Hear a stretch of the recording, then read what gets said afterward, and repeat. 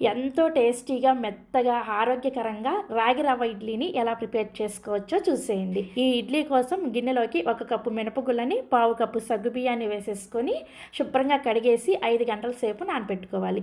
ఇంకొక గిన్నెను తీసుకొని ఇందులోకి 2 కప్పుల రాగి రవ్వని, 1 కప్పు ఇడ్లీ రవ్వను కూడా వేసేసి శుభ్రంగా కడిగేసి 5 గంటల సేపు నానబెట్టుకోండి.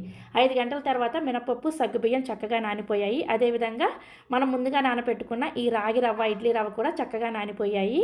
ఇందులో ఉన్న ఎక్స్ట్రా నీళ్ళన్నీ కూడా తీసేసి ఈ రవ్వను రెడీగా పక్కన పెట్టేసుకోండి. ముందుగా మనం నానబెట్టుకున్న ఈ మినపప్పు సగ్గు బియ్యాన్ని మిక్సీ జార్లోకి వేసుకొని తగిన నీళ్ళని కొద్దిగా వేసుకుంటూ బాగా మెత్తటి పిండిలాగా గ్రైండ్ చేసుకోవాలి. ఇలా గ్రైండ్ చేసుకున్న పిండిని ఒక గిన్నెలోకి వేసుకొని ఇప్పుడు ఈ రవ్వలో ఉన్న ఎక్స్ట్రా నీళ్ళన్నీ కూడా గట్టిగా పిండేసి ఈ రవ్వను కూడా ఇదే గిన్నెలోకి వేసేసుకొని ఇందులోనే రుచికి సరిపడా ఉప్పును కూడా వేసేసుకొని ఈ రవ్వ అలాగే మినప్పిండి బాగా కలిసే విధంగా చేత్తోనే బాగా కలుపుకోవాలి. ఇలా కలుపుకున్న తర్వాత మూత పెట్టేసి ఈ పిండిని 8 గంటల సేపు రూమ్ టెంపరేచర్లోనే ఫర్మెంట్ చేసుకోండి. 8 గంటల తర్వాత చూస్తే పిండి ఇలా చక్కగా పొంగి ఉంటుంది. ఇప్పుడు ఈ పిండిని ఒకసారి కలిపేసుకోండి. కలుపుకున్న తర్వాత పిండి కన్సిస్టెన్సీ మనకి ఇడ్లీ వేసుకోవడానికి ఈ విధంగా ఉండాలి.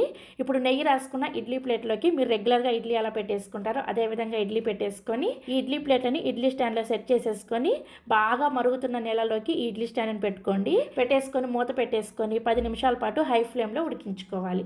10 నిమిషాల తర్వాత మూత తీసి చూస్తే ఇడ్లీ చక్కగా ఉడికిపోయి ఉంటాయి. ఇప్పుడు ఈ స్టాండ్ని పక్కన పెట్టేసి ఒక 5 నిమిషాల తర్వాత ఈ ఇడ్లీని ఒక తడి స్పూన్తో తీసేసుకోండి. చూసారా ఇడ్లీ ఎంత మెత్తగా స్పాంజ్ లాగా వచ్చాయి. టేస్ట్ కూడా చాలా బాగుంటాయి. అలాగే హెల్త్ కూడా చాలా మంచిది. తప్పకుండా ట్రై చేయండి. మరెన్నో బ్రేక్ఫాస్ట్ రెసిపీస్ కోసం వెంటనే మన పెన్నేమ్స్ కిచెన్ సబ్స్క్రైబ్ చేసుకొని మన ఛానల్లో చాలా రకాల బ్రేక్ఫాస్ట్ రెసిపీస్ ఉన్నాయి. మీకు టైం దొరికినప్పుడల్లా ఒక్కొక్క వీడియో చూసేసి మీ ఇంట్లో ట్రై చేసేయండి. Thank you.